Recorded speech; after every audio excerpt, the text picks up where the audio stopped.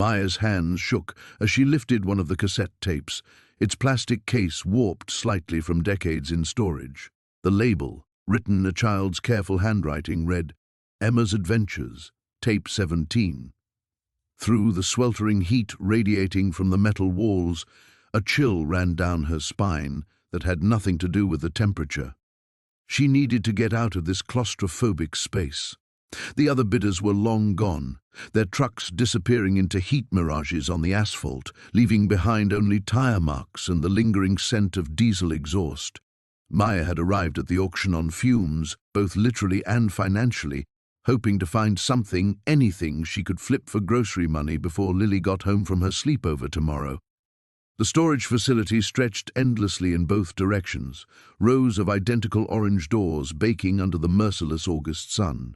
Maya's 15-year-old Honda sat alone in the visitor parking, its air conditioning broken since April. She'd been putting off the repair for months, along with a dozen other expenses that kept multiplying faster than her paychecks from Phoenix General. As she carried the first box of Emma's belongings to her car, Maya caught herself glancing over her shoulder.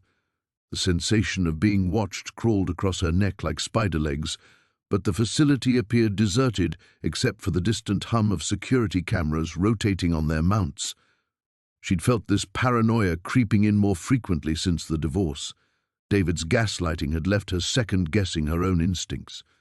Back inside Unit 237, Maya worked methodically, her nursing training kicking in. Document everything, note the details. The clothes were folded with hospital corner precision, not the casual way a child would stuff things in drawers. The toys sat arranged by size and color, their surfaces dust-free despite 3 decades in storage.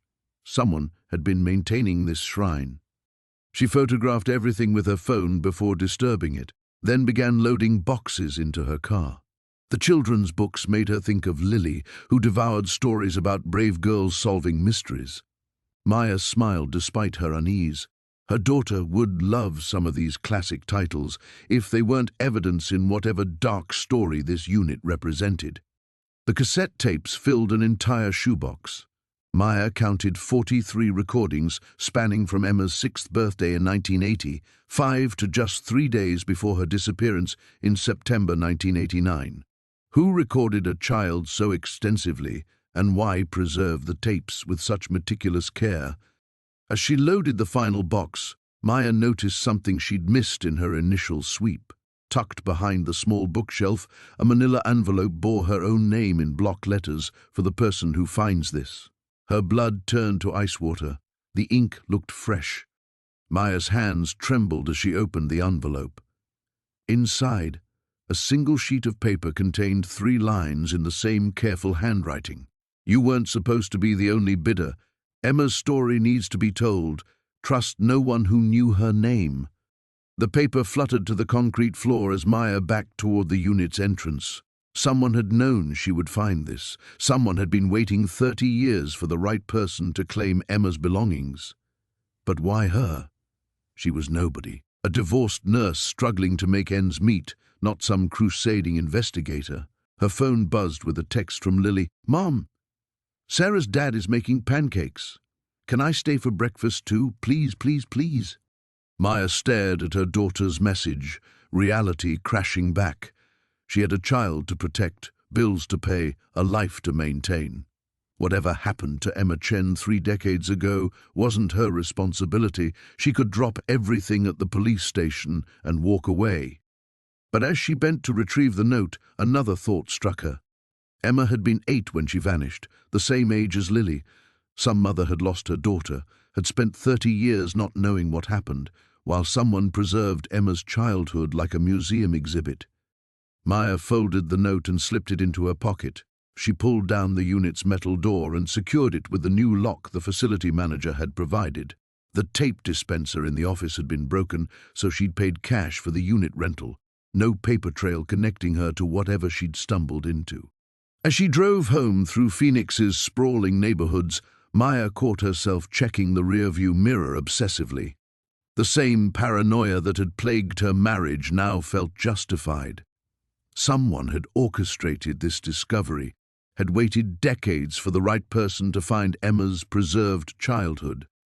By the time she pulled into her apartment complex's parking lot, Maya had made her decision. She would listen to one tape, just one, to understand what she'd found. If it contained nothing more than a child's innocent recordings, she'd take everything to the police and forget about Emma Chen. But as she carried the boxes up the stairs to her second-floor apartment, Maya couldn't shake the feeling that Emma's story was just beginning. Maya's apartment key stuck in the lock the way it always did, requiring the precise jiggle and twist technique she'd mastered over 18 months of living here.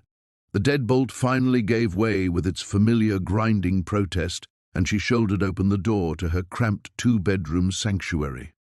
Emma's boxes sat stacked by the entrance like unwelcome guests, their contents seeming to pulse with secrets in her peripheral vision.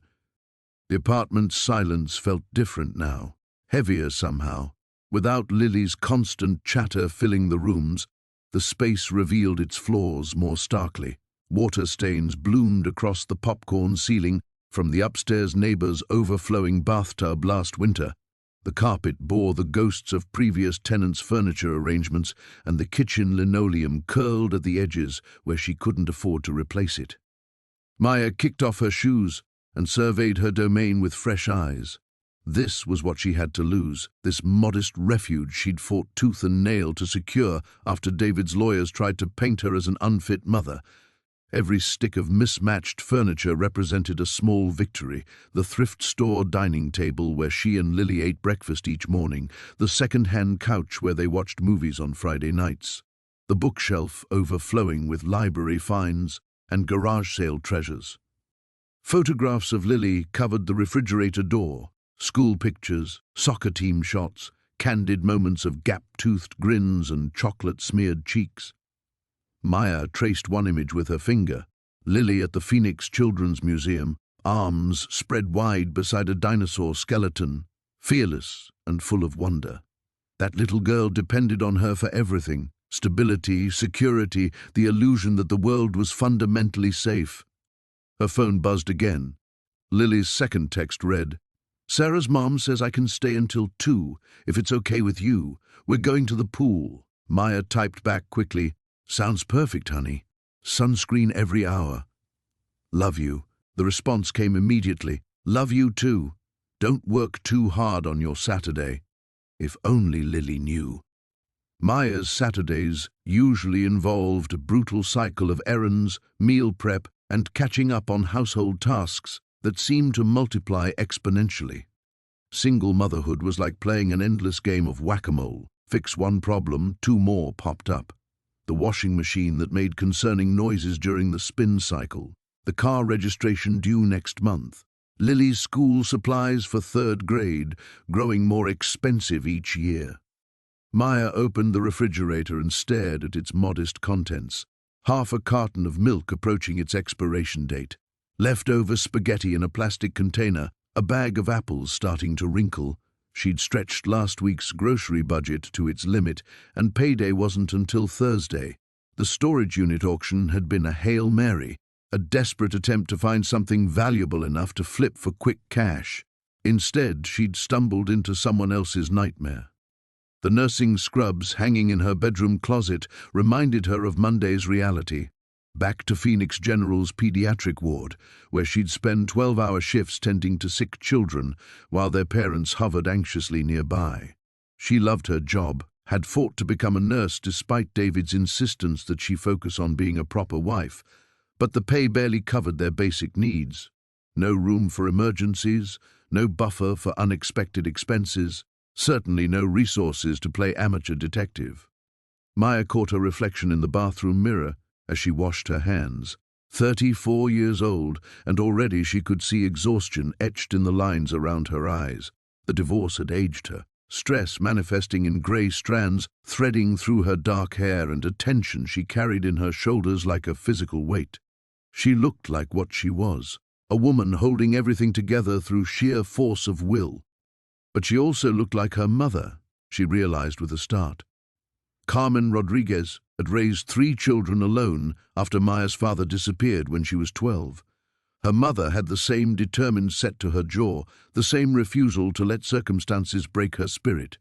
Carmen had taught her that sometimes life handed you impossible choices, and you did the best you could with what you had. The boxes in her living room represented exactly that kind of choice. Maya made herself a peanut butter sandwich and sat at her small kitchen table, staring at Emma's belongings through the doorway. A child's voice waited on those cassette tapes. A little girl frozen in time, preserved like evidence in a case that had never been solved. Somewhere, Emma's mother might still be alive, might still wonder what happened to her daughter on that September day in 1989. Maya knew that particular ache intimately. Every time Lily was 5 minutes late from school, every unanswered phone call, every moment of not knowing where her child was safe, the terror was immediate and all-consuming. To live with that uncertainty for 30 years would be its own kind of death. As afternoon shadows lengthened across her carpet, Maya finished her sandwich and made another decision. Before she listened to any tapes, she would research Emma Chen properly. Knowledge was power, and if she was going to risk everything she'd built, she needed to understand exactly what she was walking into. The investigation could wait until tonight. For now, she had laundry to fold and a life to maintain. Maya's laptop sat on the kitchen table, its fan whirring softly as she waited for the ancient machine to boot up. The afternoon had passed in a blur of mundane tasks, laundry sorted, bills reviewed, groceries planned around her dwindling bank balance. But Emma's boxes had drawn her eyes constantly, like a gravitational pull she couldn't resist. Now, with evening shadows creeping across the apartment and Lily safely occupied at her sleepover, Maya could no longer avoid the questions burning in her chest. She opened her browser and typed Emma Chen Phoenix missing 1989 into the search bar. The results hit her like a physical blow. Dozens of articles, forum posts, and archived news reports filled the screen. Emma's school photos stared back at her, the same face from the belongings in her living room, but now contextualized with headlines that made Maya's stomach clench. Local girl vanishes without trace, and search for Emma Chen enters second week, and parents plead for daughter's safe return. Maya clicked on the earliest article, dated September 15, 1989. Emma had disappeared while walking home from Roosevelt Elementary, just 6 blocks from her house in the Garfield neighborhood.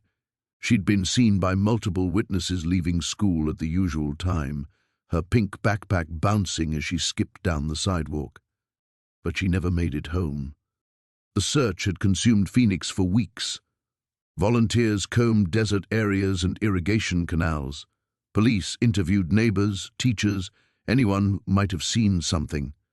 Emma's parents, Dr. Michael Chen and his wife Susan, appeared on local news programs, their faces etched with the particular agony that only parents of missing children could understand.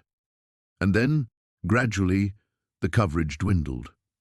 Other stories claimed the headlines. Emma Chen became another cold case file, another family destroyed by unanswered questions. Maya scrolled through dozens of articles, piecing together Emma's short life. She'd been a bright student, artistic and curious, known for her elaborate stories about imaginary adventures. Teachers described her as creative but sometimes withdrawn, prone to daydreaming during class. She had no siblings, and her parents had been older when she was born. Dr. Chen was a cardiologist, Susan a part-time librarian who'd given up her career to raise their miracle baby. A chill ran down Maya's spine as she read that detail. Emma's elaborate stories, her imaginary adventures, the cassette tapes labeled Emma's Adventures suddenly took on a more sinister cast. She found a forum dedicated to Phoenix cold cases, where amateur sleuths had dissected Emma's disappearance for years. The theories ranged from plausible to bizarre: a stranger abduction, a family friend with hidden motives, even suggestions that the Chens themselves were involved. One thread caught Maya's attention, a post from someone claiming to have worked at the storage facility where Emma's belongings had been kept. Unit 237 was paid for 30 years in advance, the anonymous poster had written. Cash payment, fake name on the rental agreement. Management tried to track down the real renter multiple times, but hit dead ends. They were planning to auction it off this month, since the rental finally expired. Maya's hands trembled as she read the responses. Other users had noted similar patterns in missing children cases, belongings preserved in storage units, evidence carefully maintained by unknown parties. A user named Truthseeker47 had posted a chilling observation: what if someone's been collecting trophies? What if Emma wasn't the only one? Her phone rang, shattering the apartment's silence. Maya nearly knocked over her laptop as she reached for it, her heart hammering. Lily's name appeared on the screen, and Maya exhaled shakily. "Hi, sweetheart." "Mom, guess what? Sarah's dad knows how to make balloon animals, and he made me a giraffe. Can you learn how to do that?" Maya smiled despite her churning stomach. "I'll add it to my list of skills to master." "Are you having fun?" "The best time ever. We're going to watch a movie and eat popcorn and stay up super late. Sarah's mom says maybe until 10. Wow, that is late." Maya glanced at the clock. 7:30 p.m. "Remember to brush your teeth before bed, okay?" "I will. Love you, Mom. Love you too, baby." The call ended, leaving Maya alone with Emma's story spread across her screen. She closed the laptop and walked to the boxes, kneeling beside them like a supplicant before an altar. Somewhere in these carefully preserved belongings lay answers to questions that had haunted a family for 3 decades. She lifted the shoebox containing the cassette tapes, noting again their meticulous organization, each one numbered and dated in Emma's careful handwriting. Maya selected tape first, dated March 15, 1985, Emma's 6th birthday. Her old boombox sat on a shelf in the bedroom, a relic from her own childhood that she'd kept for sentimental reasons. Maya retrieved it and placed the first tape inside, her finger hovering over the play button. This was the moment everything would change. She could feel it in her bones, the way she'd felt David's first lie before she'd consciously acknowledged his deception. Once she pressed play, there would be no unknowing what she learned, no returning to the simple life she'd built from the ashes of her marriage. But Emma Chen deserved to have her story heard, and Maya couldn't live with herself if she walked away now. She pressed play. Static crackled through the old speakers, followed by the sound of a child clearing her throat. Then Emma's voice filled Maya's apartment, sweet, uncertain, impossibly young. Hi. It's my birthday today. I'm 6 now, which means I'm old enough for adventures. Daddy got me this tape recorder so I can practice telling stories like the ones in my head." Maya's finger shot to the stop button, her heart racing. She sat in the sudden silence, staring at the boombox as if it might explode. This was wrong. Listening to a dead child's private recordings felt like grave robbing, like violating something sacred that should have stayed buried with Emma's secrets. She stood abruptly, pacing to the kitchen window that overlooked the apartment complex's courtyard. A few kids splashed in the pool below, while their parents lounged in plastic chairs, scrolling through phones in the fading daylight. Normal families doing normal things on a Saturday evening, not sitting alone with evidence from a 30-year-old disappearance. Maya's reflection stared back from the darkening glass, a woman who looked as lost as she felt. What was she doing? She was a single mother barely keeping her head above water, not some crusading detective. She had no training in criminal investigation, no resources to pursue dangerous leads, and certainly no business putting herself at risk when Lily needed her.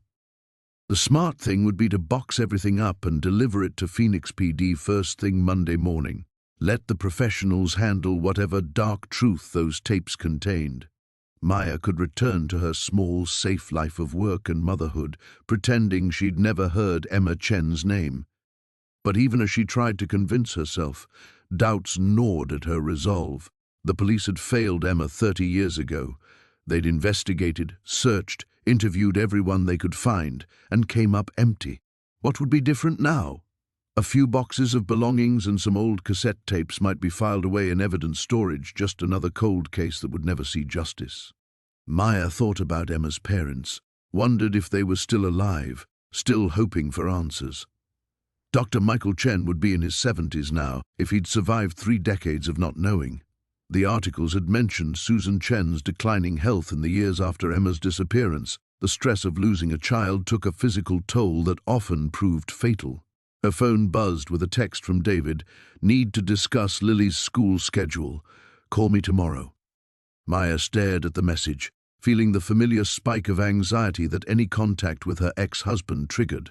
David still found ways to insert himself into her life, still made her question her own judgment with his subtle manipulations. Even divorced, his voice echoed in her head. "You're being dramatic, Maya. You always overthink everything. Maybe if you focused on what actually matters instead of chasing fantasies." She deleted the text without responding. David's opinion no longer mattered, but his words had burrowed deep during their marriage, creating fault lines in her confidence that still trembled when tested. Maya returned to the boombox, Emma's voice waiting in the mechanical silence. She pressed play again, then immediately stopped after hearing 2 more words, started to rewind, then caught herself reaching for the eject button instead. This pattern continued for 20 minutes. Play, stop, hesitate, start again. Each time, Maya managed to hear a little more of Emma's birthday recording. The child talked about her new bike, her friend Jennifer from school, her plans to become a detective when she grew up so she could solve mysteries like Nancy Drew. The irony was crushing. Emma had dreamed of solving mysteries, never knowing she would become one herself. By 8:30, Maya had listened to maybe 3 minutes of the first tape. Her palms were sweating and she felt nauseated with indecision. Every instinct screamed that she was in over her head, that normal people didn't stumble into decades-old criminal cases and emerge unscathed. She thought about the note hidden in Emma's storage unit. Trust no one who knew her name. Someone was still out there, still watching, still protecting whatever secrets those tapes contained. Maya had already marked herself as a threat simply by winning the auction. Walking away might not even be an option anymore. Her laptop chimed with an email notification, and Maya nearly jumped out of her skin. Just a promotional message from Target, but her heart continued racing. She was becoming paranoid, seeing threats in everyday sounds. This was exactly how David had made her feel, constantly on edge, doubting her own perceptions. Maya ejected the cassette tape and held it in her palm. Such a small thing to contain so much potential destruction. She could listen to all 43 recordings tonight, learning whatever truths Emma had unknowingly documented. Or she could preserve her peace of mind and let someone else shoulder the burden of seeking justice. But as she sat in her quiet apartment, surrounded by the life she'd fought so hard to build, Maya realized the choice had already been made. She was too much like her mother, too stubborn to abandon someone who needed help, too guilty to live with herself if she took the easy path. She inserted the tape again and pressed play, this time letting Emma's voice fill the room without interruption. "I want to tell you about the place I went yesterday," Emma's 6-year-old voice continued, gaining confidence as she spoke into the recorder. It wasn't really real, but it felt real. There was this big white house with red shutters and a tire swing in the front yard. A man was there, but not my daddy. He had brown hair and a scar on his chin that looked like a crescent moon. Maya's blood turned to ice. She knew with absolute certainty that Emma was describing something she'd actually seen, not some childhood fantasy. The details were too specific, too precise for a 6-year-old's imagination. "The man was nice," Emma continued. "He said his name was Uncle Pete, but he wasn't really my uncle. He gave me cookies and showed me his workshop in the basement. There were lots of tools and pictures on the wall, pictures of other kids like me." Maya's hand flew to her mouth, stifling a gasp. She rewound the tape and listened again, making sure she'd heard correctly. Other kids, pictures of other kids. This wasn't a child's adventure story. This was testimony. Emma's voice kept going, describing Uncle Pete's house in meticulous detail.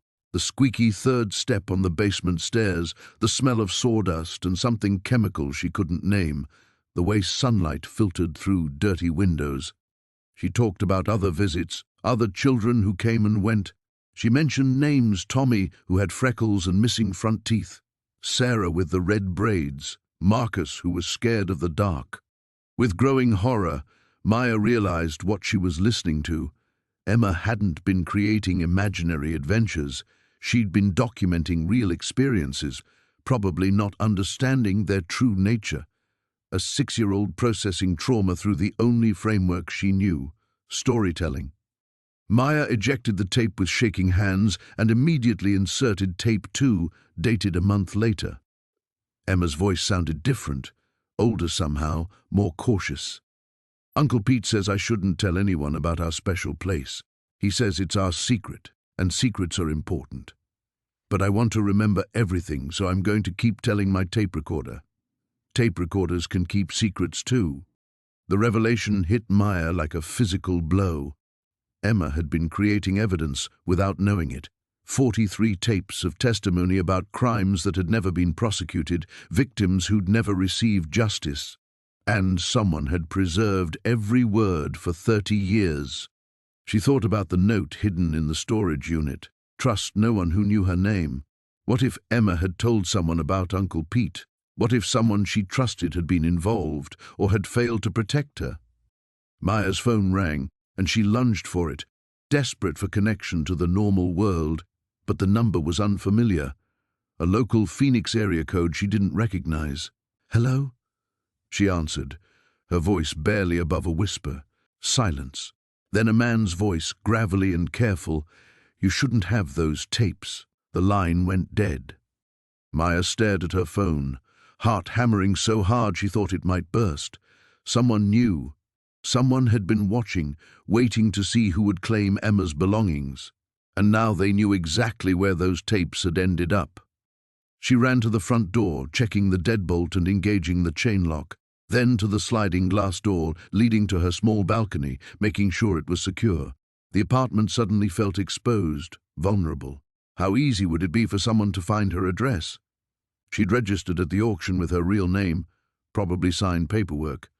Maya grabbed her laptop and quickly searched for the storage facility's website, looking for auction records or participant lists. Nothing public, but that didn't mean the information wasn't available to someone with the right connections. Her phone buzzed with a text from an unknown number. Some secrets should stay buried. Maya's hands shook as she screenshot the message, though she wasn't sure why. Who would she report this to? The police would want to know why someone was threatening her, which would mean explaining about the tapes, which would mean giving up Emma's evidence before she fully understood what it contained. She looked at the remaining cassette tapes, 41 more recordings that might contain names, locations, details that could solve not just Emma's disappearance, but potentially dozens of other cases. The forum post had mentioned patterns, other missing children whose belongings had been preserved in storage units. What if Emma hadn't been Uncle Pete's only victim? What if she'd been documenting a larger operation, something that had continued for decades? Maya realized she was standing at a crossroads that would define the rest of her life. She could contact the police now, hand over everything, and hope they would take her seriously. Or she could listen to more tapes, gather enough evidence to ensure Emma's story couldn't be dismissed or buried again. Either choice meant abandoning the quiet life she'd built. But sitting in her apartment with Emma's voice echoing in her memory, Maya understood that some thresholds, once crossed, changed everything. There was no going back to ignorance, no pretending she hadn't heard what she'd heard. Emma Chen deserved justice, and Maya was going to make sure she got it. Maya stared at her phone long after the threatening text had arrived, paralyzed between action and inaction. The smart choice seemed obvious: pack everything up, drive to the nearest police station, dump Emma's belongings on a detective's desk, and walk away. But 30 years of failed investigations suggested the smart choice might also be the useless one. She needed help, but who could she trust? The note hidden in Emma's unit had been explicit: trust no one who knew her name. That eliminated anyone connected to the original case, former cops, teachers, neighbors who might remember the Chen family. Maya was completely alone with information that someone was willing to threaten her over. Her laptop chimed with a new email, and Maya's heart rate spiked until she saw the sender, Truth Seeker 47, from the Cold Case Forum. The subject line read, "Storage unit patterns, urgent." Maya opened the message with trembling fingers. "I saw your username pop up in the Emma Chen thread earlier today. If you're researching because you found something, be careful. I've been tracking storage unit auctions connected to missing children cases for 2 years. There's a pattern. Units paid for exactly 30 years in advance, always with cash, always under fake names. Emma's unit was supposed to auction last week. If you bought it, you're in danger. We need to talk. Sarah." A phone number followed, along with a warning. "Don't discuss this over email or text. They monitor digital communications." Maya stared at the screen. Someone was organized enough, connected enough to monitor communications about decades-old cases. This wasn't some lone predator covering his tracks. This was systematic, ongoing, institutional. She glanced at the cassette tapes spread across her coffee table. 41 more recordings that might contain evidence of crimes still being committed, children still at risk. The weight of responsibility crushed down on her shoulders like a physical force. Before she could lose her nerve, Maya dialed the number from the email. "Thank God," a woman's voice answered immediately. "I've been waiting by the phone all day. This is Sarah Martinez. I used to be Sarah Hendricks. Are you safe right now?" "I think so. Maybe. Someone called earlier and told me I shouldn't have the tapes. Then I got a threatening text." Maya's voice sounded foreign to her own ears, high and strained. "Jesus, they're moving faster than usual. Listen to me carefully. Do not go to the police yet. Half the cops who worked Emma's case are still on the force, and we don't know who can be trusted. I've been investigating this for 2 years since my sister disappeared, and every time someone gets close to the truth, evidence vanishes or witnesses recant their statements." Maya sank onto her couch, legs suddenly unsteady. "Your sister. Jessica Martinez, age 8, vanished in 2019. Her belongings showed up in a Tucson storage unit last year. Same pattern, same 30-year payment plan. By the time I figured it out, someone else had claimed the unit at auction. The buyer disappeared 2 days later. The implication hit Maya like ice water. What happened to them? Car accident on I-17. Single vehicle, no witnesses. Cops called it driver fatigue. Sarah's bitter laugh carried no humor. Just like Dr. Chen's heart attack in 2018, 3 weeks after he started asking questions about reopening Emma's case. Maya thought about Emma's father, the cardiologist who'd spent 30 years not knowing what happened to his daughter. Had he finally gotten close to answers, only to be silenced permanently? "You think they killed him?" "I think 68-year-old men in perfect health don't usually drop dead from stress-induced cardiac events. Not when they've been handling that stress for 3 decades. Sarah's voice hardened. "Whatever organization took Emma is still active, still powerful enough to eliminate threats. You found evidence they can't afford to let surface." Maya looked around her apartment. The modest furniture, Lily's drawings taped to the refrigerator, the carefully constructed life she'd built after David's betrayal. Everything she'd worked for could disappear in an instant, leaving Lily orphaned and alone. "Maybe I should just put everything back, pretend I never found it. They already know you have it. The only question now is whether you're going to let Emma's voice be silenced forever or help her tell the truth." Sarah paused. "I know it's terrifying. I've been terrified every day for 2 years, but my sister deserves better than being forgotten, and so does Emma." Maya closed her eyes, seeing Lily's trusting face. What kind of world was she leaving for her daughter if predators could operate with impunity for decades? "What do you want me to do?" "First, you need to get somewhere safe. Pack the tapes and anything else from the storage unit, then go stay with someone they can't easily trace. Do you have family out of state?"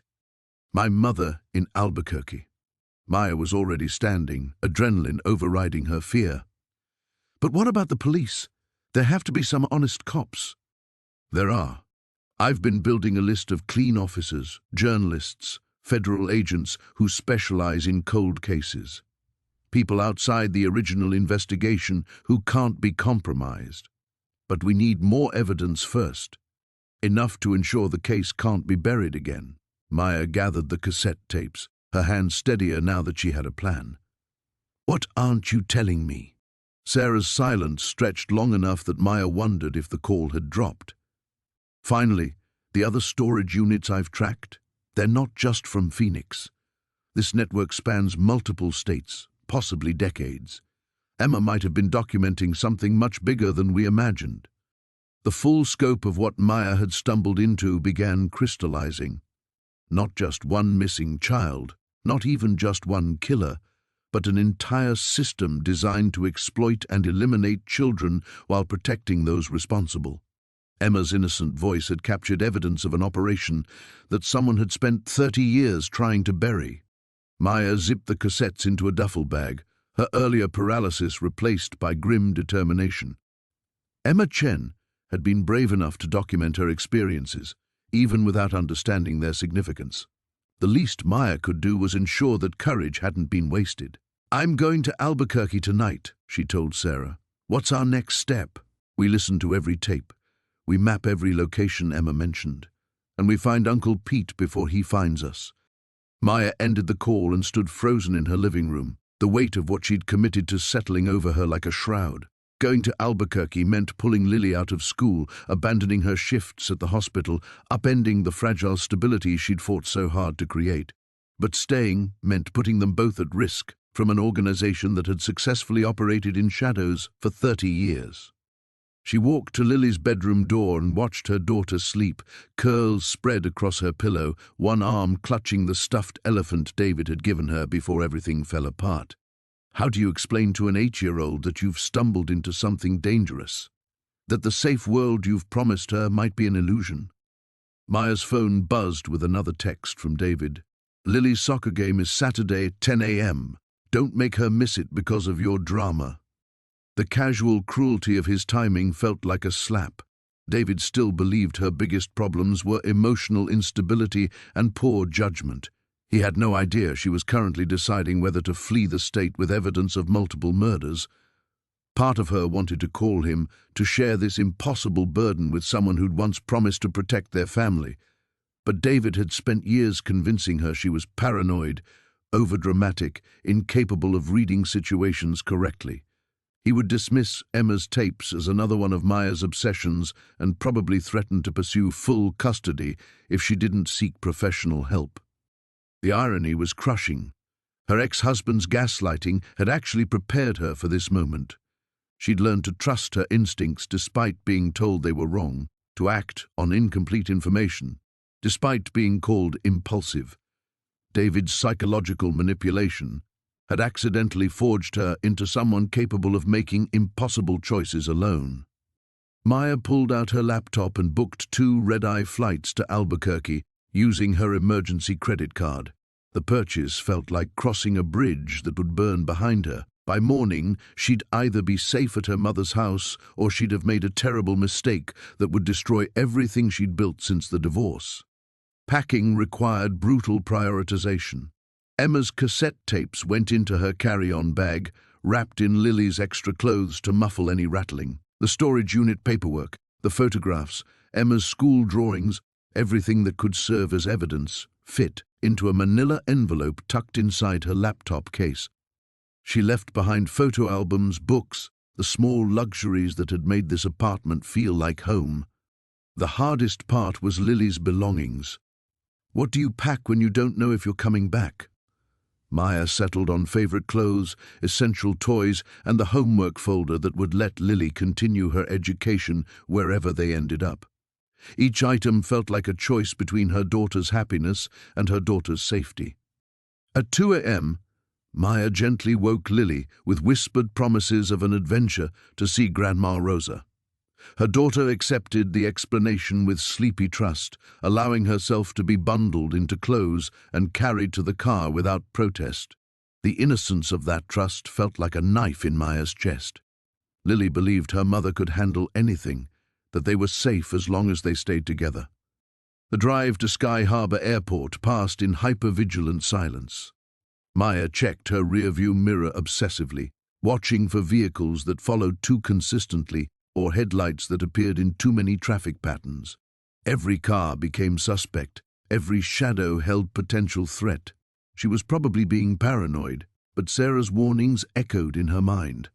Other people who'd found evidence had disappeared within days. Phoenix looked different at night, sprawling and anonymous, full of places where secrets could hide. Somewhere in this desert city, Uncle Pete might still be alive, still operating, still protected by whatever network had kept him safe for 3 decades. Emma's child voice played in Maya's memory, describing basement workshops and photographs of missing children with the matter-of-fact clarity that had made her testimony so devastating. At the airport, Maya felt exposed under fluorescent lighting as she checked in for their flight. The desk agent's routine questions, purpose of travel, length of stay, felt loaded with danger. How do you answer casually when you're fleeing with evidence of multiple murders? Maya managed polite responses while scanning the terminal for anyone paying too much attention to her movements. Lily fell asleep again in the boarding area, curled against Maya's shoulder with absolute faith that her mother had everything under control. Maya held her daughter close, breathing in the familiar scent of her shampoo, and tried to project a confidence she didn't feel.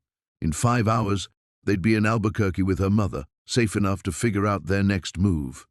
But as their flight was called for boarding, Maya realized safety might be impossible now. She'd crossed into a world where children's voices carried evidence of institutional evil, where seeking justice meant accepting that normal life was over. Emma Chen's courage had documented horrors that demanded action, and Maya was now the only person positioned to ensure that courage hadn't died for nothing. She gathered their bags and walked toward the gate, knowing she was approaching a point of no return. Maya stepped onto the plane carrying Lily and their hastily packed bags, her nerves stretched to breaking point. As she settled into their seats, she noticed a man in a grey suit 3 rows behind them, his face partially hidden by a newspaper. Something about his stillness felt wrong, too alert, too focused for a red-eye flight filled with drowsy passengers. The plane pushed back from the gate at 3:47 a.m., and Maya finally allowed herself to breathe as Phoenix's lights fell away below them. But 20 minutes into the flight, the man in the grey suit stood up and walked past their row, his eyes lingering on Lily's sleeping form for just a moment too long.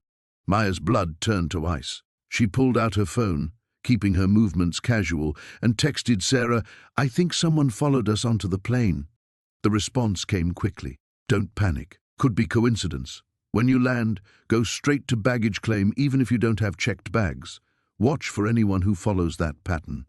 Maya spent the remaining 4 hours of the flight in hyper-vigilant terror, cataloguing every passenger who moved through the cabin, every glance that lingered too long. The man in the grey suit never looked at them again, but she could feel his presence like a weight pressing against her spine.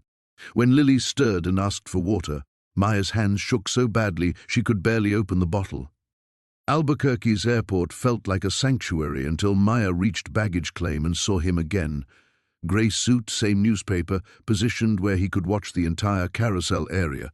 Her mother wasn't supposed to arrive for another 30 minutes, leaving them exposed and vulnerable in the open terminal. Maya's phone rang, and her heart nearly stopped until she saw her mother's number.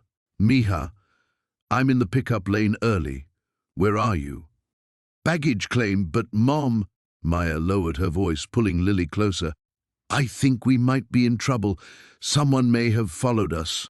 Rosa Rodriguez had spent 40 years as a public school principal in Albuquerque's toughest neighborhoods. She understood danger, recognized the tone in her daughter's voice that meant this wasn't anxiety or paranoia.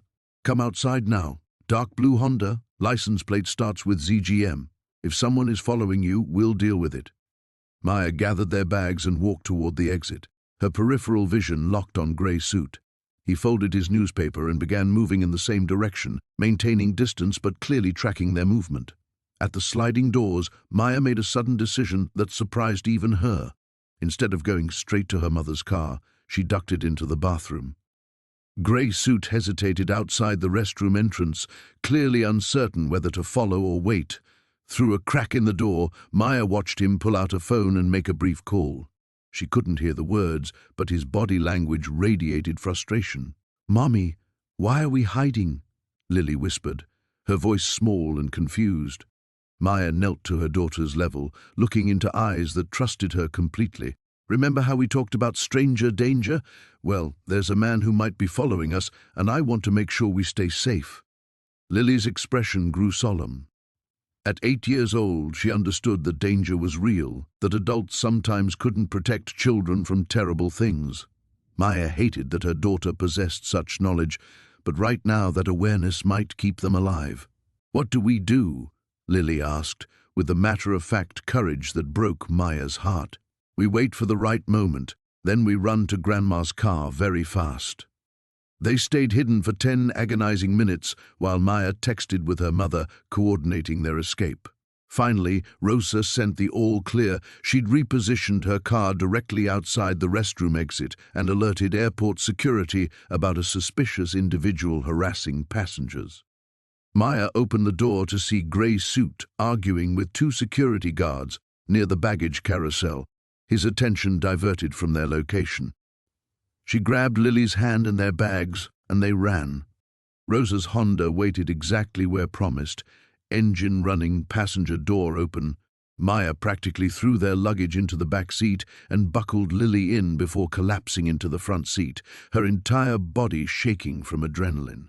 "Drive," Maya gasped. "Please, just drive." Rosa pulled away from the terminal with practiced calm, but Maya caught her checking the rearview mirror obsessively. "Mija, what have you gotten yourself into?" Maya looked back at her daughter, who was staring out the window at the New Mexico sunrise with the resilience that had carried her through the divorce, through their financial struggles, through every upheaval Maya's choices had created. Lily deserved a normal childhood, deserved safety and stability, and the luxury of not knowing how cruel the world could be. But Emma Chen had deserved those things too. "I found something," Maya said quietly. "Evidence about missing children. And now the people responsible know I have it." Rosa's knuckles whitened on the steering wheel. "How certain are you that this is real?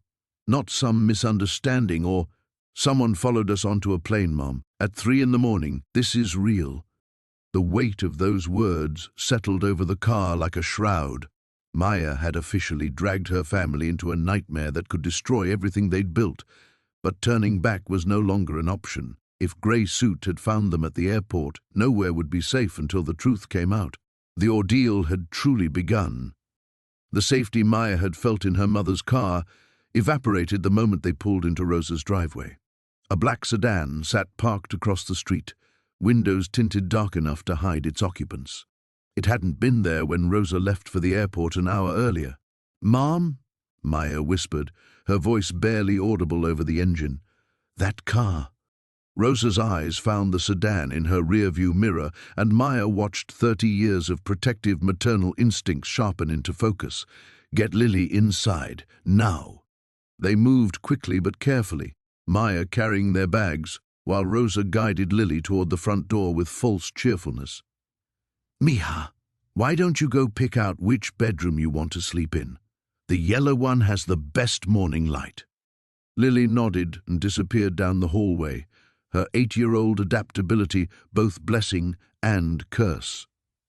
Maya set down their luggage and immediately went to the living room window, peering through the blinds at the sedan. As she watched, the passenger door opened and Grey Suit stepped onto the sidewalk.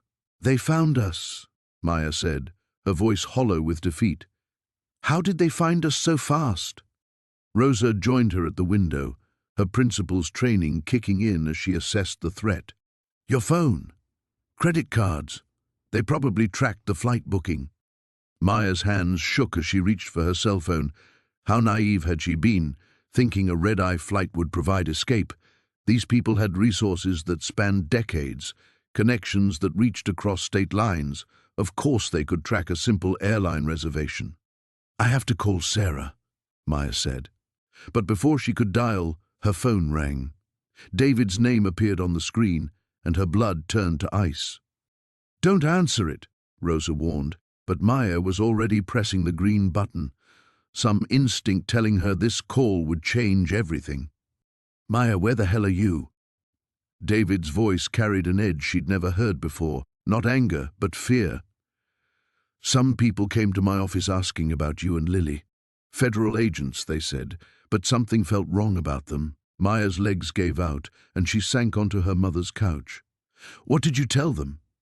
"Nothing, because I don't know anything. They asked about your recent activities, whether you'd mentioned finding anything unusual, if you'd seemed paranoid or unstable lately." David's voice cracked. "Maya, they knew things about our marriage that I never told anyone. Private things. They knew about your therapy sessions after the divorce, knew about Lily's teacher conferences. How could federal agents know that?" The implications hit Maya like a physical blow. If they could access her private medical records, her daughter's school files, then nowhere was safe. No hiding place would be sufficient, no distance far enough. They had infiltrated systems at every level, could track their movements through databases Maya didn't even know existed. "David, listen to me very carefully," Maya said, watching Grey Suit approach her mother's front door. "Take Lily and get as far away from me as possible. Go to your parents in Colorado. Take cash, don't use credit cards." "What are you talking about? Lily's here?" "Maya, you're scaring me." "Lily's here with me, and we're both in danger because of something I found. These aren't federal agents, David. They're people who hurt children, and they want to silence us." The doorbell rang, its cheerful chime grotesquely normal given the circumstances. Rosa moved toward the door with grim determination, but Maya grabbed her arm. "Don't answer it, please." Through the window, Maya could see Grey Suit waiting patiently on the porch, his posture relaxed but alert. He wasn't going away. Behind him, the black sedan had moved closer, blocking any escape route from the driveway. David's voice continued through the phone, demanding explanations she couldn't give, but Maya was no longer listening. In the hallway, she could hear Lily's footsteps as she explored her grandmother's house, innocently unaware that her childhood was ending in real time. Maya thought about Emma Chen's cassette tapes, still hidden in her carry-on bag. 30 years of silence, finally broken by a child's voice describing horrors that powerful people had worked decades to conceal. Emma had been brave enough to document the truth, even without understanding its significance. But that courage had been buried along with her body, and now Maya was about to suffer the same fate. The doorbell rang again, followed by a firm knock. Grey Suit's patience was wearing thin. "Mrs. Rodriguez," a voice called through the door, smooth and professional. "We're with Child Protective Services. We need to speak with Maya Rodriguez regarding concerns about her daughter's welfare." Maya's phone slipped from her numb fingers as the full scope of their trap became clear. Even if she could prove these weren't real CPS workers, even if police came, who would believe her story about decades-old cassette tapes and missing children? They would see a divorced woman with a history of anxiety currently hiding in her mother's house while making paranoid accusations against government agencies. Emma's voice had finally been heard, only to be silenced again. All was lost. Maya stared at her dropped phone, David's voice still echoing from the speaker, and something crystallized in her mind. The pieces she'd been collecting for days suddenly assembled into a horrifying mosaic that made perfect sense. "Mom," she whispered, backing away from the window. "They're not here to silence me. They're here to discredit me." Rosa looked confused, but Maya's thoughts were racing with terrible clarity. The fake CPS workers, the timing of David's call, the way they'd let her see them following her. It was all theater. They wanted witnesses to see Maya Rodriguez acting paranoid, hiding from child services, refusing to cooperate with authorities. "Think about it," Maya continued, her voice gaining strength. "If they wanted us dead, we'd already be dead. But Emma's tapes aren't just evidence of old crimes, they're evidence of ongoing ones. They can't just make this disappear anymore." She grabbed her phone from the floor and scrolled frantically through her recent calls until she found Sarah's number. When the journalist answered on the first ring, Maya could hear traffic in the background. "Sarah, where are you?" "Driving to the Phoenix PD. Maya, you were right about everything. I spent the night cross-referencing those dates on Emma's tapes with missing person reports. We're not talking about one killer. We're talking about a network. Federal-level protection. Maya felt the blood drain from her face. How high does this go? Higher than either of us imagined. Some of those names Emma mentioned, they're still in positions of power. Judges, police commissioners, state officials, people who could bury investigations for decades. The knocking on the front door grew more insistent, but Maya's mind was elsewhere, connecting dots she'd been afraid to see. Uncle Pete hadn't been working alone. He'd been part of something systemic, something that required institutional protection to survive 30 years of potential exposure. Sarah, they're at my mother's house right now, pretending to be CPS workers. They're trying to make me look unstable. Jesus. Okay, listen carefully. Don't engage with them at all. I'm uploading digitized copies of Emma's tapes to 3 separate cloud servers as we speak. Even if they get the originals, the evidence survives. Maya's heart pounded as she realized what Sarah was really telling her. The tapes she'd guarded so desperately, the evidence she'd risked everything to protect, were already beyond their reach. Emma's voice would finally be heard, no matter what happened next. Mrs. Rodriguez, the voice called again through the door. We have a court order requiring immediate welfare assessment of the minor child. Please open the door. Rosa moved toward the hallway where Lily was playing, maternal instinct overriding everything else. But Maya grabbed her arm again, a new plan forming in her mind. Mom, how many of your former students became cops or social workers, people who would recognize you? Rosa's eyes sharpened with understanding. 40 years as a principal had built a network throughout Albuquerque's public service sector. Half the police force, Maya. Why? Maya picked up the landline phone and dialed 911, her voice steady for the first time in days. This is Maya Rodriguez at 847 Calle Vista. There are 2 men at our door claiming to be Child Protective Services, but they have no identification and are attempting to force entry. We need immediate police response. As she spoke, she watched Gray suit through the window. His confident posture wavered slightly as he spoke into his own phone, clearly receiving new instructions. Maya realized they hadn't expected her to call for help. They'd counted on her paranoia keeping her isolated. Maya, Sarah's voice continued from the cell phone, there's something else. Emma wasn't their only victim to leave evidence. I found references to other children who tried to document what was happening to them. This storage unit wasn't random. Someone's been collecting evidence for years, waiting for the right moment. The revelation hit Maya like lightning. The storage unit auction, the single $5 bid, the perfectly preserved evidence. None of it was coincidence. Someone had been orchestrating this exposure, using Maya as an unknowing agent to bring the truth to light. Who? Maya whispered. I don't know yet, but whoever it is, they've been planning this for decades. Maya, you're not a victim stumbling into danger. You're part of someone else's endgame.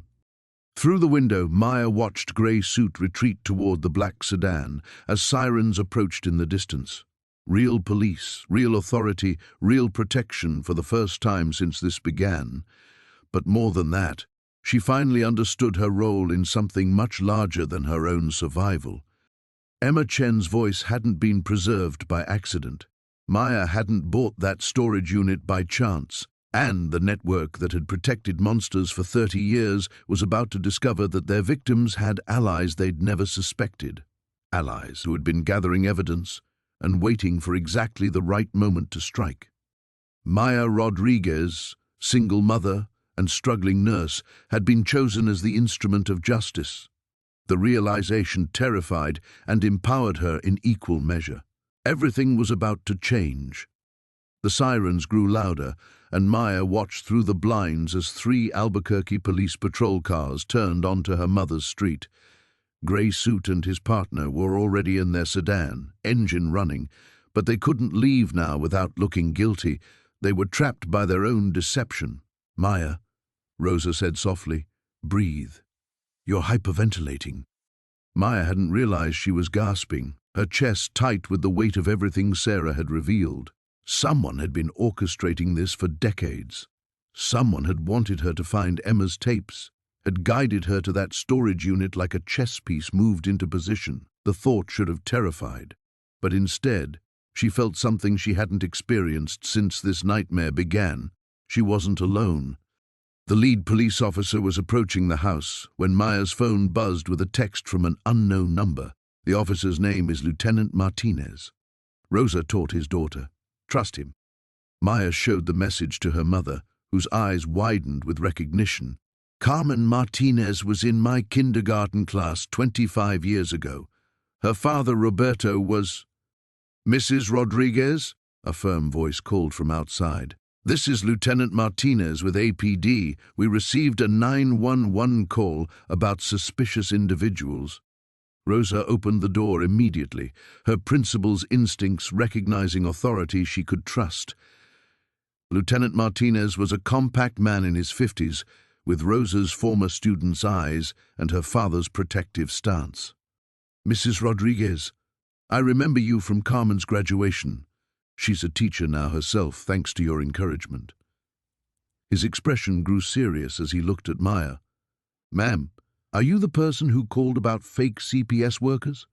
Maya nodded, surprised by how steady her voice sounded.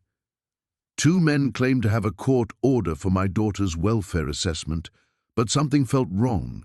They had no proper identification." Lieutenant Martinez gestured toward the black sedan, where his officers were now questioning Gray Suit and his partner. "Those men have federal identification, but we're verifying it through proper channels. In the meantime, can you tell me why someone might want to impersonate child services to gain access to your daughter?" The question hung in the air like a challenge. Maya realized this was the moment. Either she sounded like a paranoid mother making wild accusations, or she trusted the process that someone had carefully orchestrated to bring the truth to light. "I found evidence about missing children cases from the 1980s. Audio recordings that suggest a network of people in powerful positions were involved in kidnapping and trafficking.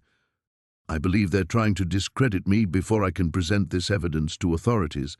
Lieutenant Martinez studied her face carefully, the way Rosa had taught him to evaluate whether a student was telling the truth. "What kind of evidence?" Maya retrieved Emma's tapes from her carry-on bag, her hands no longer shaking. Cassette recordings made by Emma Chen, who disappeared from Phoenix 30 years ago. She documented locations, names, and activities that match unsolved missing person cases across multiple states. As she spoke, Maya watched Lieutenant Martinez's expression change from professional skepticism to genuine alarm. He recognized Emma's name, either from his own research or from briefings he'd received about this case. "Mrs. Rodriguez, I need you to know that this case has been elevated to joint federal and state jurisdiction as of this morning. You're going to be contacted by people with much higher clearance than mine, but in the meantime, you and your daughter are under official police protection." The relief that flooded through Maya was so intense she had to sit down. Official protection. Federal jurisdiction. Someone with authority was taking this seriously, treating her as a witness rather than a target. "Lieutenant," she said, "there's a journalist named Sarah Chen who's been helping me research the connections between these cases. She's driving to Phoenix PD right now with digitized copies of the evidence." Lieutenant Martinez's radio crackled, and Maya heard the words she'd been waiting for. The men in the sedan had federal identification, but it didn't match any active investigations, and headquarters had no record of authorized activity in this jurisdiction. "So they're fake federal agents," Maya said, feeling vindicated but also terrified by how sophisticated this network's resources were. "Appears so, which means you were right to call us." Lieutenant Martinez looked toward the hallway where Lily was still exploring Rosa's house, blissfully unaware of the drama unfolding around her. "Your daughter's going to need some stability while this investigation proceeds. Are you prepared for what comes next?" Maya thought about Emma Chen, 8 years old like Lily, forced to make recordings about horrors no child should witness. Emma had been brave enough to document the truth even when she was powerless to stop it. Now, 30 years later, her courage was finally going to matter. "I'm prepared," Maya said, and meant it. For the first time since buying that storage unit, Maya felt like she was fighting alongside allies instead of running from enemies. The network that had protected monsters for decades was about to discover that their victims had been building their own network, one that had finally grown strong enough to strike back. Emma's voice would be heard. Justice would finally come. The weight of Maya's commitment settled over her like armor as Lieutenant Martinez coordinated with his officers outside. Through the window, she watched the fake federal agents being placed in separate patrol cars, their confident facade cracking under legitimate scrutiny. But Maya knew this was just the beginning. Removing 2-foot soldiers wouldn't topple a network that had operated for 30 years. Her phone buzzed with another text from the unknown number. "Safe house arranged. Pack light. Trust Martinez completely." Maya stared at the message, her pulse quickening. Whoever had orchestrated her path to this moment was still pulling strings, still guiding her steps. The thought should have unsettled her, but instead she felt grateful. Someone with resources and knowledge was protecting her family while she fought battles she couldn't win alone. "Lily," she called softly. "Come here, baby." Her daughter appeared in the doorway, clutching one of Rosa's old photo albums. "Mama, Grandma Rosa has pictures of you when you were little. You had the same haircut as me." Maya's heart clenched at the normalcy of the observation. Lily had no idea her world was shifting on its axis, that everything familiar was about to change. In Emma Chen's recordings, Maya had heard the same innocent voice gradually learning to fear, gradually understanding that adults couldn't always protect children from monsters. "We're going to stay somewhere new for a while," Maya said, kneeling to meet Lily's eyes. "Like an adventure, but a safe one. Because of the bad men outside?" Maya's breath caught. Despite her efforts to shield Lily from the danger, her perceptive daughter had absorbed more than expected. "Yes, because of them. But the police are handling it now. We're going to be okay." Lieutenant Martinez appeared in the doorway, his expression carefully controlled. "Mrs. Rodriguez, I need to brief you on next steps. The federal task force taking over this case has some specific requirements." Maya followed him to the kitchen, leaving Lily with Rosa. Martinez's voice dropped to a whisper. "Sarah Chen isn't just a journalist. She's FBI, working undercover on a decades-long investigation into institutional corruption. She's been tracking this network through missing person cases across multiple states." The revelation hit Maya like a physical blow. Sarah Chen, Emma's sister, the journalist who had appeared so conveniently to help research the case. Not a coincidence, but careful planning. The FBI had been building a case, waiting for the right catalyst to expose the network. "I've been manipulated this entire time," Maya whispered, anger and relief warring in her chest. "You've been protected," Martinez corrected gently. "The storage unit auction, your bid being the only one accepted, even your flight to Albuquerque, all of it was orchestrated to keep you alive while gathering evidence. This network has killed witnesses before. The FBI learned they needed a different approach." Maya's legs felt weak as she processed the scope of the deception. Emma's tapes, were they really in that storage unit by accident? Emma's foster father preserved them before his death 5 years ago. He'd been too frightened to come forward, but he left instructions with a lawyer to ensure the evidence reached someone who could act on it. Someone ordinary enough to appear credible, brave enough to pursue justice, and vulnerable enough to need protection. The pieces clicked into place with terrible clarity. Maya hadn't stumbled into danger. She'd been recruited for it. Someone had studied her background, her finances, her character, and determined she was the perfect vehicle for exposing the truth. The thought was both violating and oddly comforting. "What happens now?" she asked. "The task force has identified 17 current members of the network, including 3 sitting judges and a state attorney general. Emma's tapes provided the final pieces they needed for coordinated arrests. It goes down tonight, simultaneously across 4 states." Maya's phone rang. David's number again. This time she answered immediately. "Maya, thank God.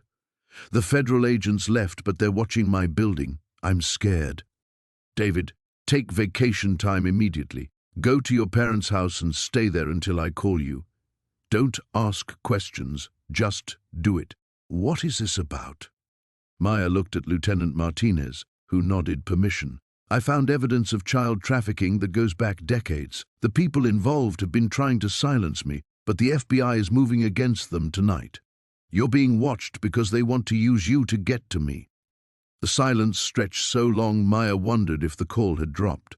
Finally, David spoke, his voice shaken. "Jesus Christ, Maya, are you and Lily safe?" "We're going into protective custody. This will be over soon, but until then, please just stay away from us. I love you for caring, but the best thing you can do is protect yourself." After hanging up, Maya realized something had fundamentally changed inside her. The terrified woman who had bought a storage unit hoping to pay rent was gone. In her place stood someone who understood that justice required courage, that protecting Lily meant finishing what Emma Chen had started 30 years ago. "Lieutenant," she said, "when do we move to the safe house?" "Now. The arrests begin in 6 hours, and you're going to be the star witness." Maya looked toward the living room where Lily and Rosa sat together, 3 generations of Rodriguez women who had survived everything life threw at them. Tonight, they would help bring down monsters. Emma's voice would finally deliver justice. The safe house was a nondescript ranch home in the foothills east of Albuquerque, surrounded by bureau vehicles disguised as family cars. Maya clutched Lily's hand as they walked up the gravel driveway, her daughter's overnight bag bouncing against her hip with each step. The August heat felt oppressive even at sunset, but Maya's shiver came from anticipation, not temperature. Agent Sarah Chen, Maya still couldn't think of her any other way, stood waiting in the doorway. Without the journalist's disguise, she looked younger, more vulnerable, but her eyes held the same fierce intelligence Maya had recognized from their first phone call. "Thank you," Sarah said simply as Maya approached, "for everything you've risked to bring Emma home." Maya studied the woman who had orchestrated her entire journey. "How long have you been watching me?" 6 months. Ever since Emma's foster father's lawyer contacted the bureau. We needed someone clean, someone with no connections to law enforcement or the network. Someone desperate enough to take risks but stable enough to see it through."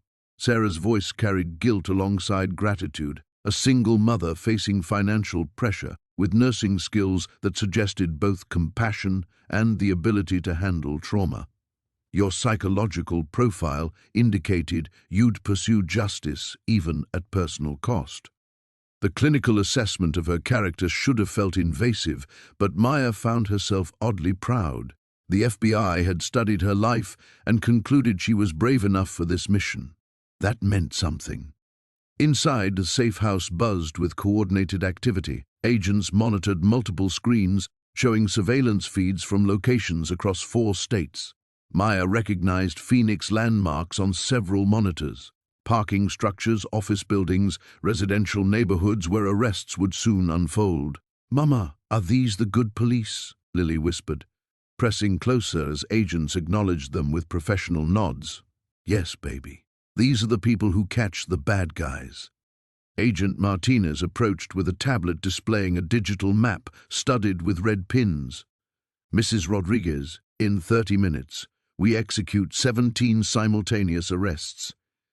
Every person Emma identified in her recordings, plus 3 additional suspects we've connected through financial records and communication intercepts." Maya studied the map, recognizing Phoenix streets where she'd driven countless times, never imagining the horrors hidden behind ordinary facades. Will they know the arrests are connected to Emma's tapes?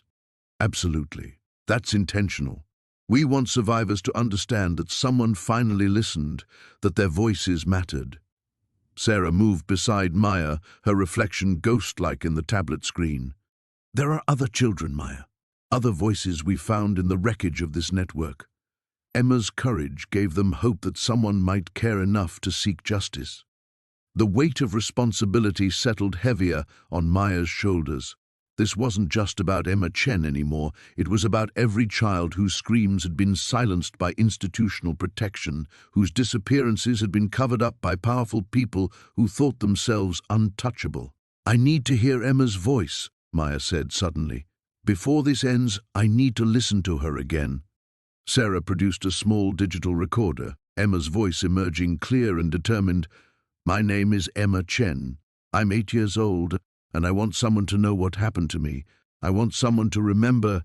Lily looked up with curious eyes. "Who is that lady, Mama?" Maya knelt beside her daughter, choosing her words carefully. "A very brave little girl who helped catch some bad people. She was your age when she decided to be a hero. Will we meet her?" The question pierced Maya's heart.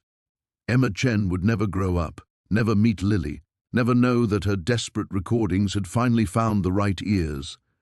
But her courage had created a legacy that would protect other children. "No, baby, she's in heaven now, but she left us messages that helped the police save other kids." Agent Martinez's radio crackled with confirmation codes from field teams: Phoenix, Tucson, Denver, Salt Lake City. Decades of evil about to face judgment because an 8-year-old girl had refused to disappear silently.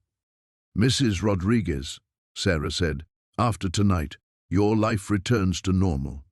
New identities if you want them, financial compensation for your cooperation, trauma counseling for both you and Lily. The Bureau takes care of its witnesses."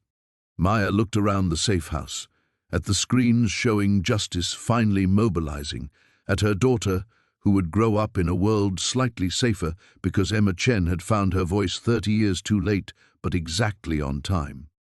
"I don't want a new identity," Maya said firmly. "I want my name attached to this. Emma deserves witnesses who aren't afraid to be known." Through the window, Albuquerque's lights sparkled against the desert darkness. Somewhere out there, monsters were about to learn that their victims had grown into warriors, that silence could be broken, that justice sometimes came slowly but inevitably. Emma's final test wasn't just Maya's anymore. It belonged to every survivor who had waited decades for someone to listen, someone to care, someone to act. Tonight, they would all finally be heard. The radio crackled at 10:47 p.m., Phoenix team in position. Target 1 acquired. Maya's hands trembled as she watched the surveillance feeds. 17 simultaneous operations unfolding across 4 states. On the largest monitor, she recognized the Scottsdale mansion where Judge Patricia Brennan, Emma's voice had called her the lady who decides things, was being led away in handcuffs. 30 years of hiding behind judicial robes ended. "Denver confirms target 7 in custody," another voice reported. "Salt Lake moving on targets 12 and 13. But Sarah Chen's phone was buzzing insistently. She answered, her face draining of color as she listened. "What do you mean he's not there?" Maya's stomach dropped. "Who's missing?" "Harrison Webb, the network's enforcer, the one Emma called the man who makes children disappear. His house is empty, but there's evidence he left recently, very recently." Agent Martinez looked up from his communication console, his expression grim. "We've got a problem. Webb's credit card just pinged at a gas station outside Albuquerque 45 minutes ago." The safe house transformed from celebration to crisis in seconds. Agents drew weapons, secured windows, repositioned vehicles. Maya pulled Lily close, her daughter's eyes wide with sudden fear as the adults around them moved with urgent precision. "He's coming here," Maya whispered, the certainty hitting her like ice water. "He knows we have the tapes." Sarah's voice was steady, but her hands shook. "Harrison Webb has been the network's cleanup specialist for 25 years. When witnesses get too close, when evidence surfaces, when loose ends need tying, Webb handles it. Emma's tapes specifically mention him arriving at locations where children subsequently vanished." Maya's mind raced through Emma's recordings, remembering the terror in the little girl's voice when she described the man who makes problems go away. Harrison Webb wasn't just another network member. He was their final solution to the Maya Rodriguez problem. "How did he know where we are?" Maya demanded. "We're investigating that now," Martinez said grimly. "But right now we assume he's armed, desperate, and willing to eliminate anyone who threatens what's left of his operation." Through the window, Maya caught a glimpse of headlights moving slowly up the mountain road. Too slow, too deliberate. Hunting lights. Get Lily to the back bedroom, Sarah ordered. Bulletproof glass, reinforced walls, independent communication line. But as Maya stood to move her daughter, the house's power cut out. Emergency lighting flickered on, casting everything in hellish red shadows. Outside, the headlights had stopped moving. Webb was here. "Mama, I'm scared," Lily whispered. Maya knelt beside her daughter, the same way Emma Chen might have knelt while making her desperate recordings, knowing monsters were coming but determined to leave truth behind. "Remember what I told you about the brave little girl? Sometimes being brave means being scared but doing the right thing anyway." The first gunshot shattered the living room window. "Federal agents, surrender immediately!" Martinez shouted, but Maya knew Webb hadn't come to surrender. He'd come to finish what the network had started 30 years ago when Emma Chen refused to disappear quietly. Sarah pressed a pistol into Maya's hands. "You know how to use this?" "No, but I'll learn fast." More gunshots, systematic and precise. Webb was testing their defenses, probing for weaknesses. Maya heard him calling out, his voice carrying the casual authority of someone accustomed to being obeyed. "Send out Maya Rodriguez and the recordings, and everyone else lives. You have 60 seconds. Maya felt something crystallize inside her, the same courage that had driven Emma to document horrors beyond her understanding, the same determination that had carried 17 other children through unimaginable trauma until their voices could finally be heard. Webb represented everything that had silenced the innocent, protected the guilty, allowed evil to flourish in institutional shadows. "No," Maya called back, surprising herself with the strength in her voice. "Emma Chen says no. All 17 victims say no. Every child you've destroyed says no." She stood in the broken window frame, Sarah's weapon steady in her hands, facing the darkness where Harrison Webb waited. Behind her, federal agents prepared for a siege. Beside her, her 8-year-old daughter watched her mother become the warrior Emma Chen had needed 30 years too late. "You made one mistake, Webb," Maya shouted into the night. "You assumed we'd stay silent forever. You assumed we'd keep being victims. But Emma taught us that even powerless children can bring down monsters. They just need someone brave enough to listen." The final gunshot came from Maya's pistol as Harrison Webb stepped into the light, finally exposed, finally vulnerable, finally facing the justice he'd helped deny for 3 decades. Emma Chen's voice had found its target at last. The silence after the gunshot stretched endlessly, broken only by Maya's ragged breathing and the distant sound of sirens approaching through the desert night. Harrison Webb lay motionless in the gravel driveway, 30 years of evil finally ended by a single mother who had learned to shoot in the space between one heartbeat and the next. Sarah Chen was at Maya's side immediately, gently taking the pistol from her trembling hands. "It's over," she whispered. "Maya, it's over." But Maya knew it wasn't. Not really. As federal agents swarmed the property and paramedics confirmed what everyone already knew, that Harrison Webb would never silence another child, Maya understood the true cost of victory. She had killed a man. She had looked into his eyes and pulled the trigger, and no amount of justice could undo that moment. "Mama?" Lily's voice was small, uncertain. Maya turned to find her daughter standing in the doorway, having witnessed her mother transform into someone capable of violence. The look in Lily's eyes, part fear, part confusion, part something that might have been awe, broke Maya's heart in ways Webb's bullets never could.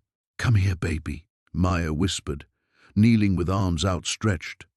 But Lily hesitated, and in that hesitation Maya saw the sacrifice victory had demanded. Her daughter's innocence, the safe, predictable world where Mama was just a nurse who helped people heal, not someone who held a gun steady in the darkness. Emma Chen's quest for justice had taken more than Maya had understood she was offering. "Is the bad man gone?" Lily finally asked, stepping carefully into Maya's embrace. "Yes, he's gone forever." "Did you make him gone?" Maya closed her eyes, feeling the weight of absolute honesty. "Yes, I did what I had to do to protect you and other children." Agent Martinez approached cautiously, his radio alive with confirmation that all 17 primary targets were now in custody. The network was broken. Children would be safer. Justice had finally arrived for Emma Chen and every victim who had waited decades to be heard. But Maya barely processed the victory reports. She was memorizing the feel of Lily's arms around her neck, wondering how many more hugs she would receive before her daughter fully understood what her mother had become tonight. The woman who had bought a storage unit hoping to pay rent was gone forever, replaced by someone who had killed to protect the innocent. "Mrs. Rodriguez," Martinez said gently, "the shooting was justified. Webb was armed, threatening federal agents and civilians. There will be an investigation, but it's a formality." Maya nodded without looking up from Lily's hair. Legal justification wasn't the same as moral peace. She had chosen to take a life, and that choice would live inside her forever, changing how she saw herself in every mirror, how she answered Lily's questions about right and wrong. Sarah knelt beside them, her eyes bright with unshed tears. "Emma would be proud," she said quietly. "You became the protector she needed. You finished what she started." "At what cost?" Maya whispered. "The cost of every war worth fighting," Sarah replied. "The good people sacrifice pieces of themselves to stop the monsters. Emma sacrificed her childhood to leave evidence. You sacrificed your innocence to act on it." Outside, Webb's body was being photographed and processed. Inside, Maya held her daughter and tried to imagine tomorrow, explaining to nurses at the hospital why she'd been on leave, helping Lily process trauma she was too young to understand, learning to live with the knowledge that she was capable of killing when justice demanded it. "Will we go home now?" Lily asked. Maya looked around the safe house, at the federal agents who had orchestrated her journey from desperate mother to reluctant hero. Home was a Phoenix apartment she could finally afford to keep, thanks to the Bureau's witness compensation. Home was a life that would never feel ordinary again. "Yes, baby, we're going home." But even as she said it, Maya knew she was lying. There was no going back to who they had been before Emma Chen's voice called out across 3 decades of silence. The storage unit had contained more than childhood belongings. It had held the seeds of transformation that would grow in Maya's heart forever.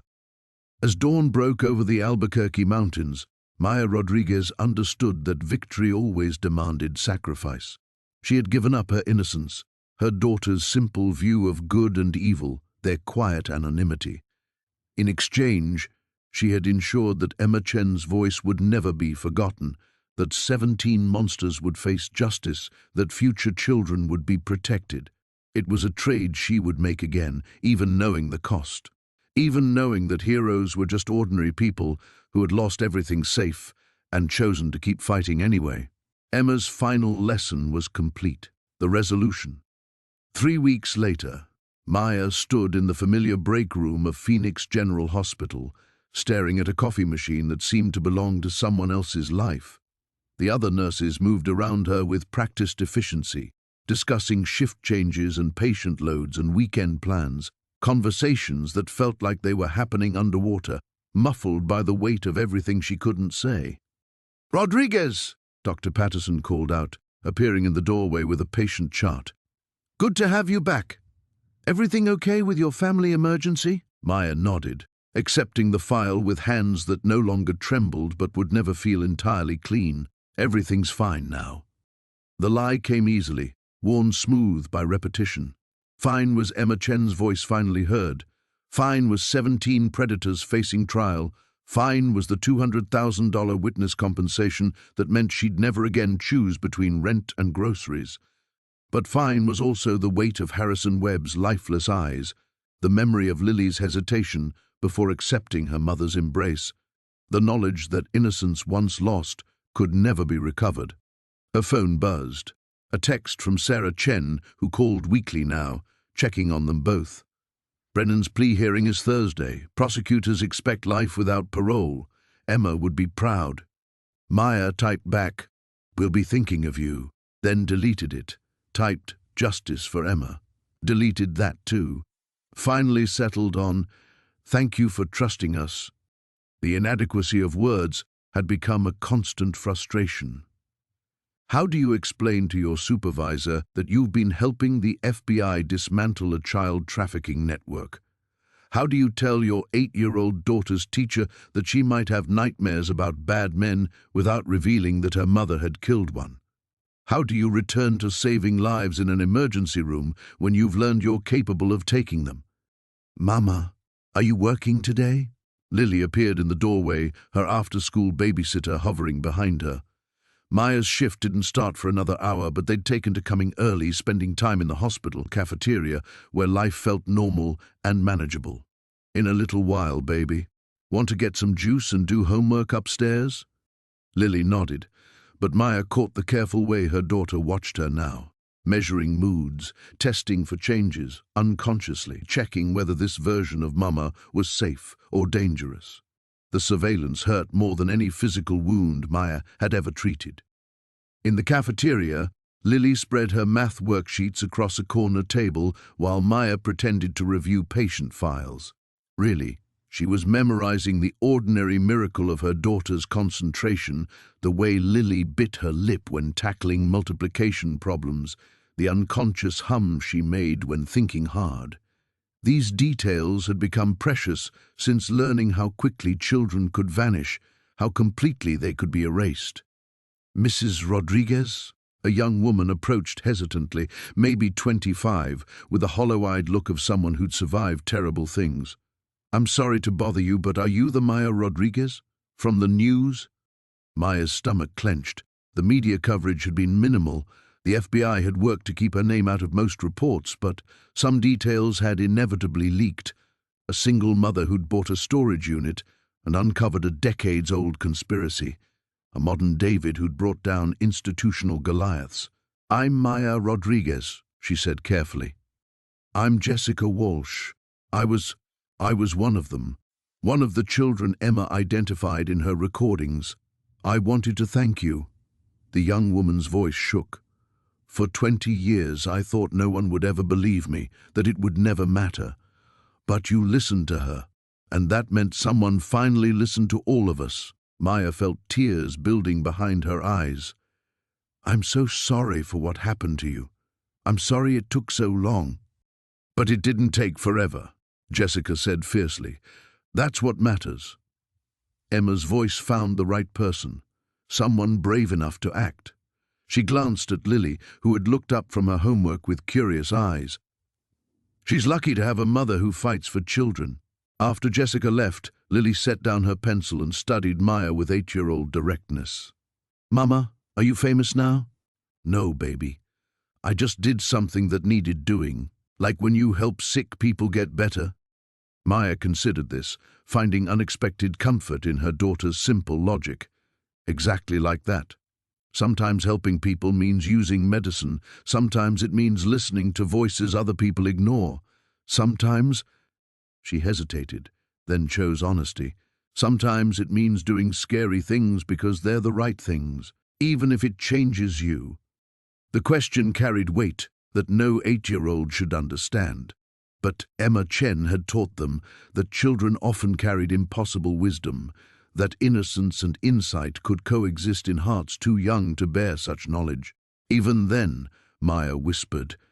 Lily nodded solemnly, returning to her multiplication tables. Above them, the hospital's PA system announced shift changes, visiting hours, the ordinary rhythms of healing and hope. Emma Chen's voice had led them through darkness into this moment, imperfect, complicated, forever changed, but finally safe. It would have to be enough. It was everything. The return.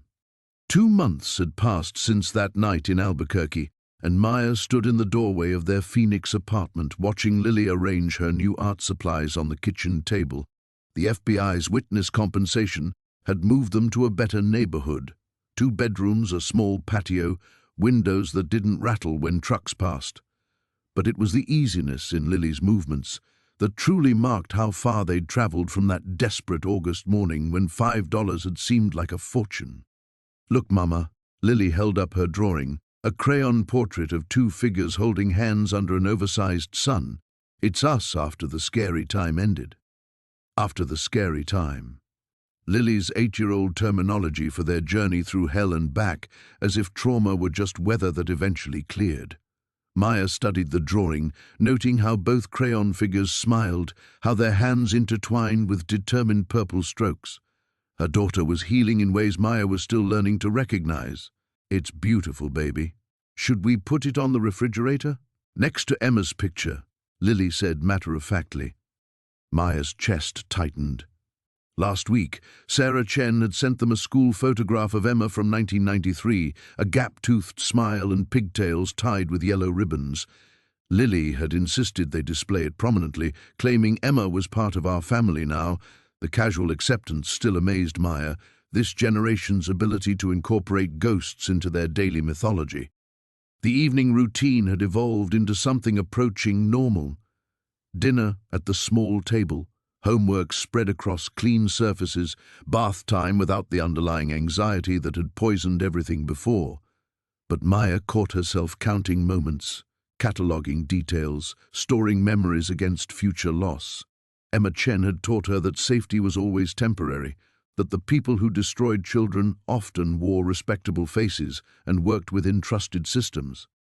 "Mrs. Chen called while you were at work," Lily announced, carefully coloring inside the lines of a butterfly's wings. "She said the last bad man goes to trial next week." Maya nodded. Vincent Brennan, the network's financial coordinator, had fought extradition for weeks before finally accepting the inevitable. 17 children's voices, preserved on magnetic tape, had proven impossible to argue against. His conviction would mark the end of formal proceedings, though Maya suspected the work of rebuilding shattered lives had only begun. Her phone buzzed. "A text from Dr. Patterson at the hospital.board meeting wants to discuss your situation. Media attention making administrators nervous. Can we talk tomorrow?" The message carried implications Maya had been dreading. Phoenix General valued discretion above heroism, order above justice. Nurses who appeared on federal task forces and spoke at congressional hearings about child trafficking disrupted the careful anonymity hospitals required. She was becoming too visible, too controversial, too associated with darkness that might make donors uncomfortable. "Mama, are you worried again?" Lily's voice cut through her spiraling thoughts. Maya looked up to find her daughter watching with that new perceptiveness, the hypervigilance that trauma survivors developed too young. Lily could read adult anxiety like other children read picture books, interpreting facial expressions and vocal tones with devastating accuracy. "Just work stuff, baby. Nothing scary." "Good, because I like this place. I like how the walls aren't thin, and Mrs. Garcia next door brings us empanadas and nobody looks at us like we're broken." The observation hit harder than intended. Lily had noticed their previous neighbors' whispered conversations, the way people studied them after news reports leaked details about their involvement in the federal investigation. Children absorbed everything, processed emotions adults tried to hide, carried burdens they couldn't articulate but couldn't escape. Maya set down her own paperwork and moved to the couch, patting the cushion beside her. "Come here, let's talk about broken." Lily abandoned her coloring and curled against Maya's side, fitting perfectly in the space between shoulder and heartbeat. These moments of physical closeness had required rebuilding. Trust reconstructed piece by careful piece after Lily witnessed her mother's capacity for violence. "People who've been hurt aren't broken," Maya said carefully. "They're changed, like bones that heal stronger after they fracture. Emma was changed by terrible things, but she used that change to help other children. We're changed too, but we're still us, still a team. Still brave? Especially brave, because now we know what real scary looks like, and we survived it." Lily considered this with 8-year-old seriousness. Will we help other children like Emma did? The question carried weight Maya wasn't sure she could bear. Emma Chen's voice had found them because they'd been desperate enough to buy abandoned storage units, vulnerable enough to recognize a child's cry for justice, but actively seeking such darkness, deliberately placing themselves in harm's way again. That required courage Maya wasn't certain she possessed. "Maybe," she said finally. But right now, the most important thing is helping you grow up safe and strong and kind. Emma would want that too. Outside their window, Phoenix settled into evening. Ordinary families navigating ordinary challenges in the desert city that had become their sanctuary. Maya held her daughter close and felt the strange peace of having survived the unsurvivable, of carrying Emma Chen's completed mission forward into whatever tomorrow demanded. They were changed. They were home. They were enough. 6 months later, Maya sat on their small patio watching the Phoenix sunset paint the sky in shades of redemption. The desert heat had given way to October's gentle warmth, and the city sprawled before them like a promise kept. Lily's laughter drifted from the apartment where she was video calling her new friend Sophie, their voices blending in the universal music of children who felt safe enough to be silly. The letter in Maya's hands had arrived that morning, bearing the seal of the National Center for Missing and Exploited Children, an invitation to join their advisory board, to help other families navigate the impossible maze of loss and hope. The irony wasn't lost on her. Emma Chen's voice had led them from desperation to purpose, from buying abandoned storage units to sitting at tables where policy was shaped and futures protected. "You're going to say yes?" Sarah Chen's voice came through the phone speaker. Their weekly calls had evolved from trauma debriefing to genuine friendship, two women bound by a child's 30-year journey toward justice. "I don't know if I'm ready," Maya admitted. "Sometimes I still can't believe we made it through." "Emma knew you would. She chose you specifically, Maya. Out of all the people who could have found that storage unit, it was meant to be someone who would hear her voice and refuse to let it be silenced again." Through the sliding door, Maya watched Lily demonstrate her latest art project to the phone camera, a mixed media piece incorporating fabric, buttons, and careful brushstrokes. Her daughter had discovered that creating beauty helped process darkness, that making something new from discarded materials felt like healing made visible. The trauma would always be part of their story, but it no longer defined the ending. Dr. Martinez from the Children's Therapy Center had explained it during one of their sessions. Resilience isn't about forgetting what happened. It's about integrating the experience into a larger narrative of strength. Lily had listened with the gravity of someone much older, then asked if they could get ice cream afterward. The ability to hold profound insight alongside ordinary needs, that was survival's truest victory. Maya's new position at Phoenix Children's Hospital had come with a significant raise and the kind of respect she'd never imagined possible. The media attention that had worried her previous administrators became an asset when working with families whose children had vanished. She understood their desperation, could speak to their fear with the authority of someone who had walked through hell and chosen to keep walking. "Mrs. Rodriguez?" Lily appeared in the doorway, phone still in hand. "Sophie wants to know if you're the lady who found the missing kids. Her mom saw you on the news." Maya felt the familiar flutter of exposure, the way their story had taken on a life beyond their control. But Lily waited with patient curiosity rather than anxiety, and in her daughter's calm expression, Maya found her answer. "Yes, baby. Emma helped us find children who needed to come home." "That's what I told her," Lily said, then brightened. "Sophie's mom wants to know if you can talk to her cousin in Tucson. Her little boy disappeared last month, and the police aren't doing enough." The request hung in the evening air, heavy with possibility and responsibility. Maya looked at the letter in her hands, then at her daughter's expectant face, then at the desert sky that had witnessed their transformation from victims to survivors to something approaching heroes. "Tell Sophie's mom to have her cousin call me tomorrow," Maya said quietly. "We'll figure out how to help." Lily grinned and bounced back inside to relay the message. Maya closed her eyes and felt Emma Chen's presence in the gathering twilight. No longer the desperate voice on cassette tapes, but something gentler now, like approval carried on the evening breeze. Her phone buzzed with a text from Agent Martinez. "Brennan sentencing tomorrow. Life without parole expected. Emma's tapes will be sealed afterward, but her voice has already changed everything." Maya typed back, "Justice served." Finally, But even as she sent the message, Maya understood that justice was an ongoing conversation rather than a final verdict. Emma's voice had taught them that some battles extended across decades, that truth sometimes required multiple generations to fully emerge. The 17 convictions were just the beginning. There would be other storage units, other forgotten children, other desperate mothers who needed to learn that their voices mattered too.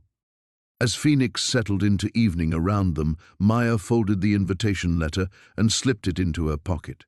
Tomorrow she would call the National Center and accept their offer. Tonight she would help Lily with homework and read bedtime stories and count the countless small blessings that comprised their new normal. They were no longer the people who had stumbled into that auction, hoping to pay rent. They were protectors now, keepers of Emma's legacy, proof that ordinary people could become extraordinary when children's voices called out for justice. The storage unit had contained more than abandoned belongings. It had held the seeds of who they were meant to become. Maya Rodriguez, advocate; Lily Rodriguez, survivor and artist; Emma Chen, the guiding spirit who had shown them that love could transcend death, that truth could bridge decades, that sometimes the most important journeys began with $5 bids and ended with transformed lives. As the last light faded over Phoenix, Maya felt complete peace. They were home. They were changed. They were ready for whatever tomorrow's voices might need them to hear. Emma's mission was finished. Theirs was just beginning.